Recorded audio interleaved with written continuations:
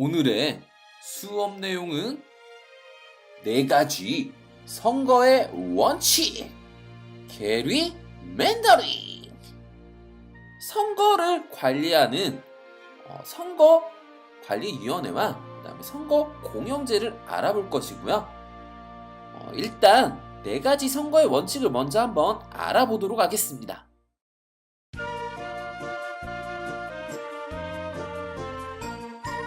일정한 나이면 선거하지.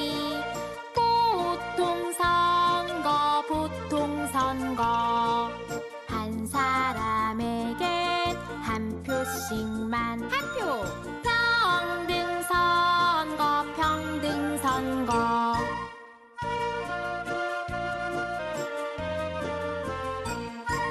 내 표는 내가 직접 투표해. 직접 선거 누굴 찍었나 비밀이야. 비밀선거 19금 보통선거였죠? 19금 그러니까 만 19세 이상이면, 즉 만 19세 이상의 국민이면 누구나 정치에 참여할 수 있다. 이것을 보통선거로 보면 되겠습니다. 부자의 표를 4표로 인정, 재산이 많으니까. 거지의 표를 0.5표로 인정. 표는 누구나 평등하게 한 표라는 것, 이것을 평등선거라고 합니다. 세 번째는 직접선거였죠. 자기 대신 투표하라고 하면 안 된다라는 겁니다.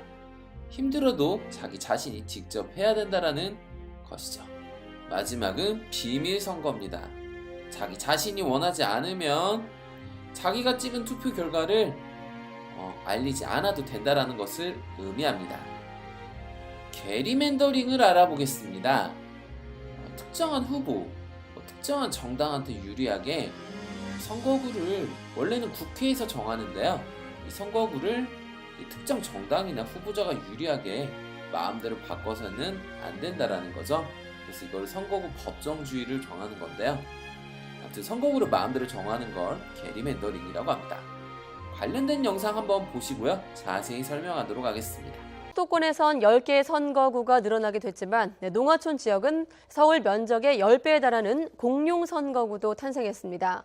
농어촌 지역의 대표성 시비나 특정 후보자나 정당이 유리하도록 선거구를 획정하는 게리맨더링도 거론되고 있습니다. 강정규 기자입니다. 이번 선거구 재편으로 경기도 수원시는 선거구가 5개로 늘었습니다. 헌정사상 최초로 갑을병정 무선거구가 신설된 겁니다. 이렇게 서울을 포함한 수도권에서만 10곳이나 증가했기 때문에 기존의 선거구 지도가 대대적으로 바뀌면서 자의적인 선거구 조정, 즉 게리맨더링 논란이 예상됩니다. 특히 정의화 국회의장의 선거구를 쪼개서 만든 부산 중구 영도구나 서구 동구도 도마에 오를 것으로 보입니다. 인접지역도 아닌 선거구를 하나로 묶은 것은 영도구의 새누리당 김무성 대표와 서구의 유기준 의원 등 유력 정치인 간의 충돌을 피하기 위한 결정이란 지적이 나오고 있습니다. 호남의 유일한 새누리당 지역구인 순천 곡성 선거구의 재편도 반발이 예상됩니다. 새누리당 이정현 의원의 고향인 곡성을 다른 지역에 붙여 여당에 불리하게 작용할 거란 관측 때문입니다. 이것은 헌법에서 정한 국민들의 선거에 관한 여러 가지 기본권을 직간접적으로 침해하는 중대한 사태라고 할 것입니다.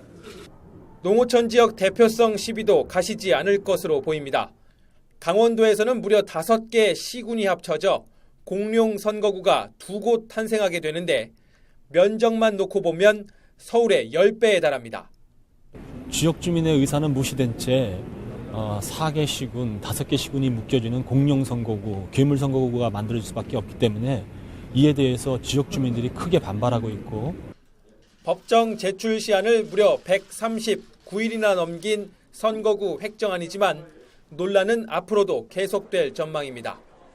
YTN 강정규입니다.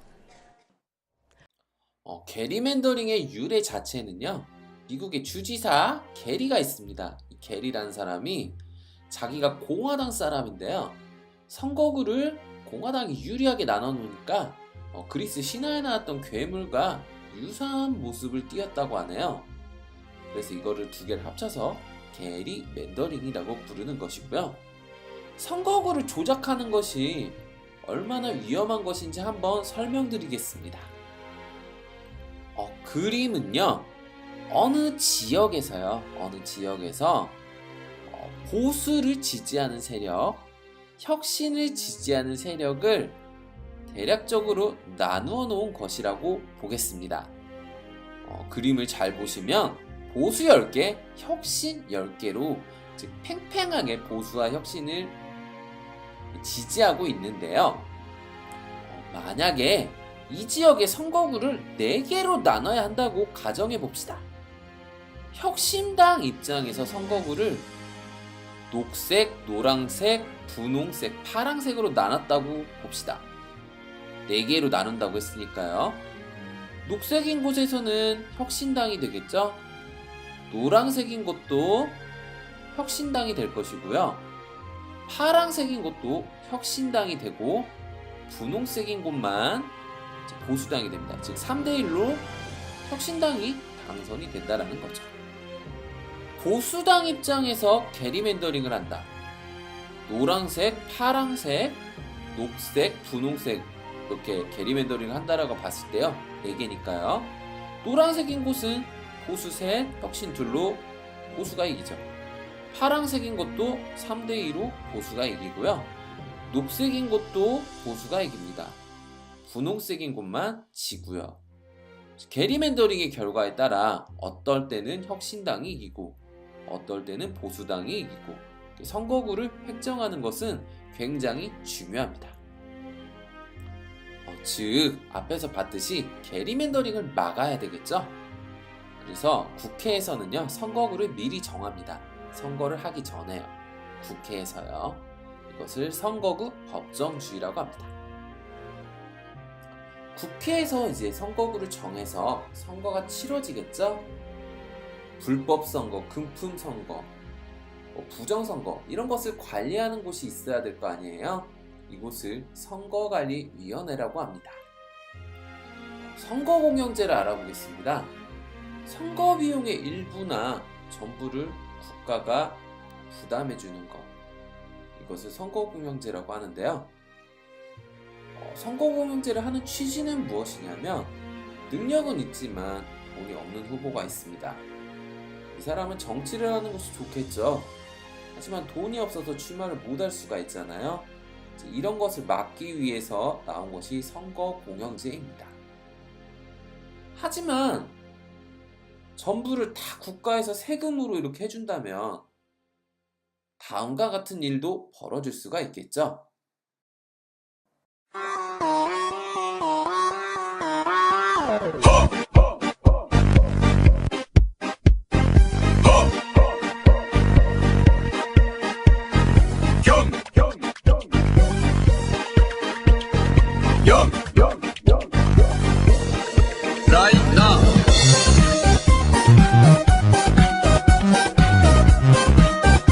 공약은 심심할 때 한번 읽어보시고요.